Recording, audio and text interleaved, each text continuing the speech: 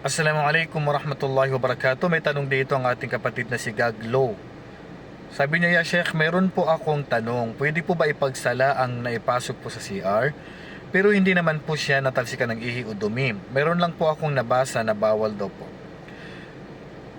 Wala pong koneksyon ang damit natin sa pagpasok at paglabas natin sa CR. Hangga't hindi po yan literal na nadumihan, malinis po ang suot natin. Hindi naman po ibig sabihin pag nakapasok ng CR ay 100% madudumihan po yung suot natin.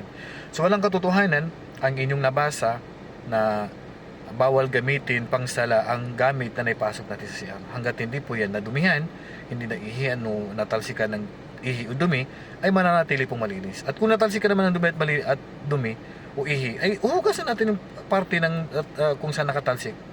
Then after that, pwede natin gamitin. Pero yung may pasok po lang sa CR ay bawal lang gamitin, ay walang katotohanan yun. Okay?